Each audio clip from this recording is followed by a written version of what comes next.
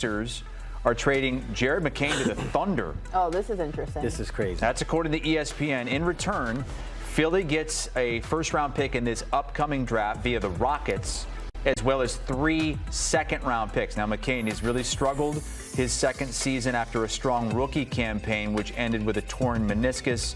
He's a former first-round pick. He's averaging just over 6.5 points per game.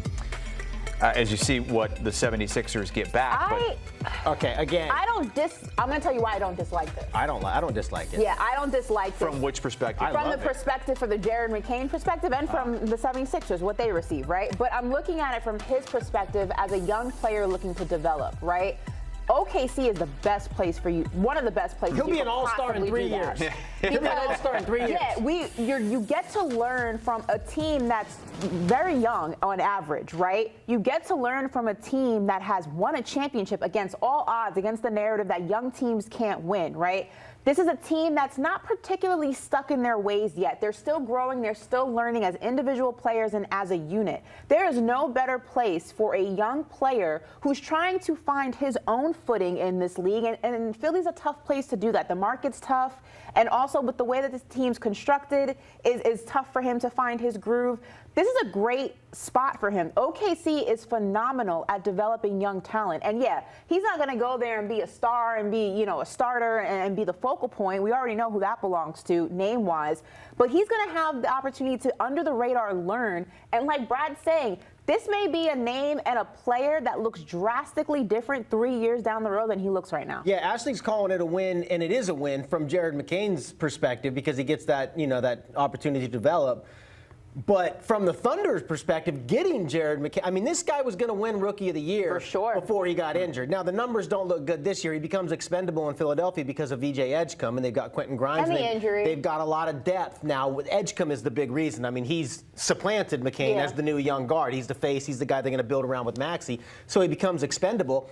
And the Thunder, they've got 1 million draft picks. They give up a Rockets pick that's going to be a late pick. Again, you've got to look at where these picks are situated, just like the one we just talked about in the Anthony Davis trade. Don't just get hung up on first-round pick. This is a Rockets pick. It's going to be in the late 20s. Go look through past drafts and look at the late 20s picks. You're throwing blind darts. Most of them aren't going to make it. It's not a highly valuable pick. And they've got 1 million of them anyway. So now they get Jared McCain.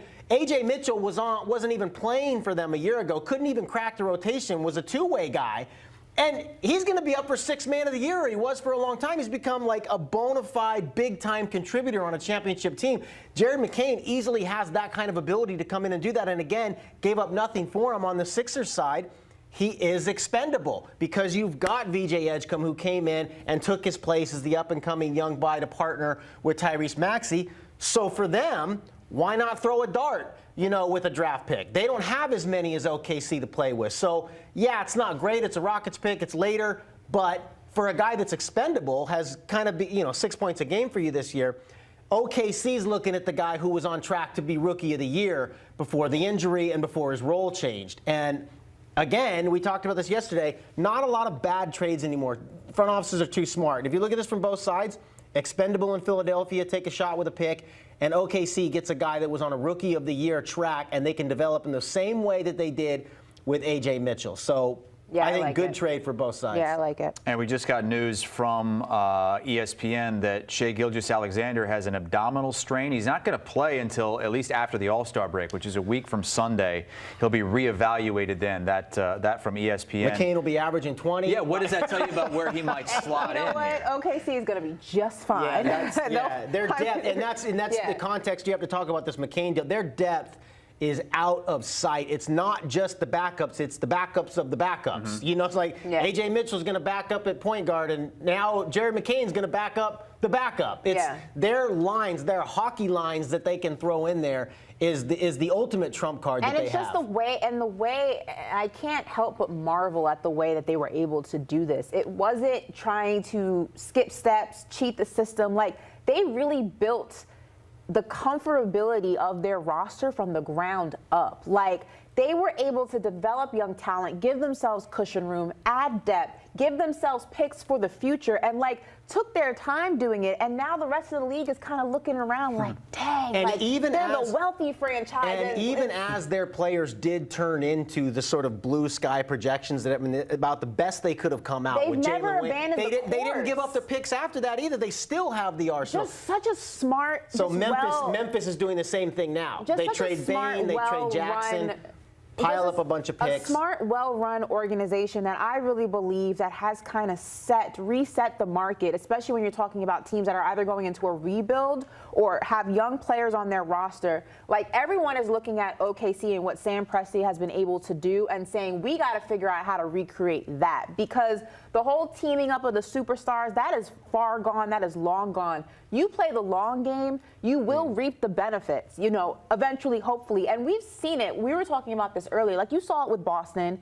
You've seen it with some of the other teams. It's unfortunate what happened with Memphis because they were on that track. No, but now they are 13 first-round picks. They're doing what OKC started. The original group of Dillon Brooks and Triple J and Bain, that was what they were supposed to be, that OKC team.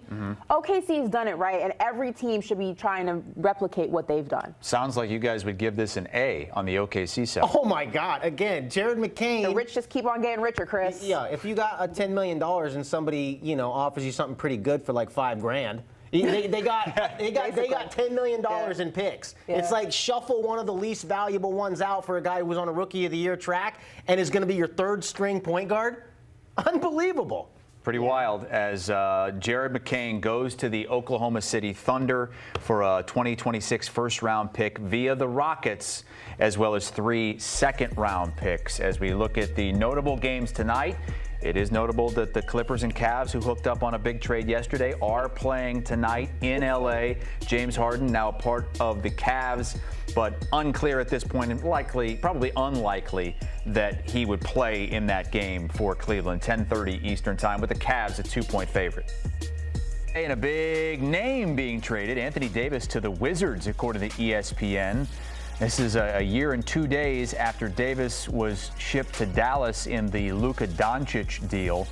This deal also sends Jaden Hardy, D'Angelo Russell, and Dante Exum to D.C. In return, Dallas gets Chris Middleton, A.J. Johnson, Malachi Branham, Marvin Bagley. They do receive a bunch of draft picks, including 2 first-rounders, but not really.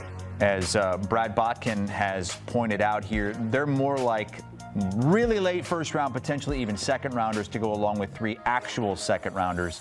In theory, this would team Anthony Davis up with Trae Young, but not likely we'll see them on the court at the same time this season. May not see either one of them on the court this season for the Wizards.